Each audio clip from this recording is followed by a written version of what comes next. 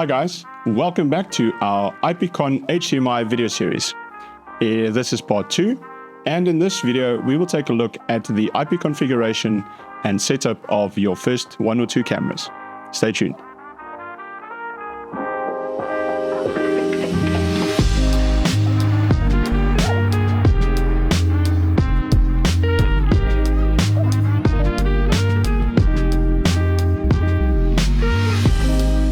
Okay, let's jump right into it. So, as I mentioned on part 1, when you get the controller, you will basically have it in its default factory mode. And basically, its default IP address is 192.168.5.180. So we need to configure the controller now to fit into our network if you're not in the .5 range. But the .5 range is both the default for our IP controllers and for our Alfatron P2Z cameras. So in order to configure it, I'm going to go into my setup menu, and then I will navigate down to the network attribute menu, which is menu number 4. When I get there, I can press enter, and this will take me into the IP configuration for the controller itself. So as I mentioned, we need to get the controller into the right IP range so that I can control my cameras, which I have set up previously. So my network here in the studio is in the .40 range. So you'll see I'll go to 192.168.40, and then in order to jump the cursor across, each field is looking for 3 digits. So in order to jump the cursor across, I'll just press on the P2Z joystick, it'll move it across to the next field.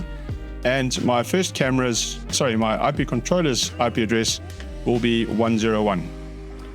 Next up is my gateway. So my network's gateway is also in the 192.168.40 range, but that is my network's gateway for the moment. Then I will set up the net mask, so 255.255.255.0, and press enter again. So after each consecutive line, you can press enter. I will also then put in the DNS1 and DNS2 address. I'm just using a generic DNS address, and press enter. Now, lastly, you could also, for typing in the digits without having to move the cursor, I can also type full 3 digits as I'm doing now, and that will also accept that as 8.8.4.4 as an address. Once I press enter, because I've changed the IP address, you'll see that the controller will automatically reboot so that it can take effect onto the new IP settings. So we'll just give it a moment. It's a pretty quick reboot. It's initializing and the controller is up. Okay, so now because I have just configured the IP controller, I've not actually told it what cameras it needs to connect to. I still see a connection timeout error for camera number 1. But camera number 1 is, as you can see here, it says target IP address, camera 1, network protocol, which is Onvif at the moment, and camera IP address is 192.168.5.170. I need to configure it so that this camera here is in the camera 1 setting is this camera's IP address. Okay, so I'm also going to configure the camera above me that is actually looking at this top-down view. So I'm again going to press setup, and I'm going to go into the network device, or add network device, so menu number 1. It is selected, so all I can do is press enter, or I can also press enter on the top of the P2Z controller itself on the joystick. So I press enter, and it's going to ask me now which camera do I want to add. So we'll add camera number 1 for now, which will make this main camera that's on the table here by me.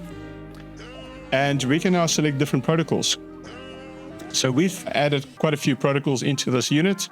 The first of which is Onvif, which is generally not really used for the pro industry. We also have Visca UDP, Visca TCP, Sony Visca UDP. There's slight differences in the commands between normal Visca and Sony Visca.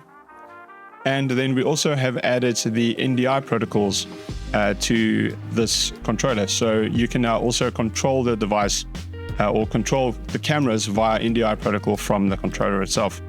Just bear in mind that NDI does have limited controls. It's not full control over the whole camera, so you won't get access to things like white balance, exposure modes, zoom speeds, and that kind of stuff, as well as color balancing and things, you won't really get access to those settings. You do get access to zoom, focus, and your movement of the camera, your pan and tilt movement, as well as then presets that you can program in the NDI protocol. All right, so the next step now, to add my camera, I'm going to add this camera on the table here by me as a Visca UDP camera.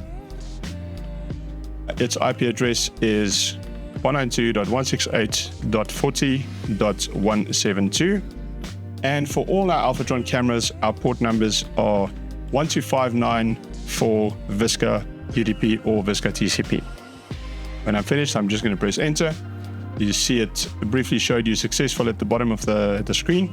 And now it's configured that camera. So this camera on the table here is now camera number 1. I can now also configure this camera above me as camera number 2. And I'm going to configure this camera as NDI. So now I'm going to set camera number 2 as my next camera. I'm going to come left with my cursor to just go to the NDI because I know that that's my next option. I'm going to put in this camera's IP address, which is also in the .40 range, but this camera is 173. And I'm going to put in the port number, which is 5916 for my NDI cameras. Apologies, 5961. And enter. So 5961 is the NDI protocol port number for control. All right.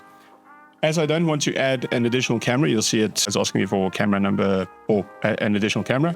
I don't want to add any additionals for now, so I can hit escape. It'll take me back to the main menu, and then I'll hit escape again, and it'll take me back to the home screen where I can now control the cameras. Now you'll see immediately something's changed because I have camera 1 now programmed as this camera on the table. It has now connected to the camera. It shows me that I'm in Visca UDP mode, selected to camera 1, its IP address and its port number, all on the screen, as well as my protocol that I'm using is network IP protocol or network control protocols. It also shows me that the camera is in autofocus mode, auto white balance, and auto exposure, because that's what the camera was set to beforehand. So it's read that information from the camera and brought it to the controller. Now, if I press camera number 2, you'll see that it switched there to camera number 2. I'm an NDI protocol, my target IP, my port number, and it shows me again that my network is active, or my active protocol is network. And you'll see that now the camera is connected. And if I just zoom out, you'll see that I have now control over this camera. I have done a couple of different presets on it already, so I can go to preset 2 and preset 3 that I've already programmed onto this camera. And then I can go back to preset 1, which is the one that you were viewing before. Now, if I go to camera 1, again, just to show I have control over the cameras, if you watch this camera over here, then you'll see I have control over this camera now, and this is now on UDP Visca control, and the camera above me is on NDI control. Now, in order to set a couple of presets on this camera, I can find my position. So let's say I'm happy with that position for the camera. And let's say I'm happy with that zoom. I'm just zooming the camera out. I can now set my preset directly from the keypad. So I can press set to set a preset. I'll set preset number 1. And when I press enter, that's now stored into the camera's preset number 1. I can then move my camera and, for instance, change my zoom. So I'm just zooming the camera. You don't see the camera's image, but it is zooming. I can then press set 2. That sets this as preset number 2. Press enter. And I can, for instance, go all the way back and set this as preset number 3. And now I have 3 presets. Again, I can just recall preset number 1. See that the camera will move. Preset number 2. And preset number 3. All right.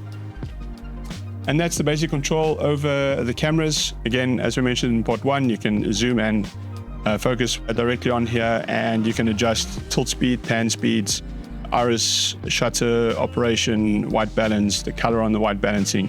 You can adjust all those settings directly from the controller, and gives you quick access to those options. Okay, that's about it for this video. Stay tuned for part 3, where we will take a look at the GUI interface that is built in already on the unit, and we'll show you some advanced features that you can perform from the GUI web server. See you next time.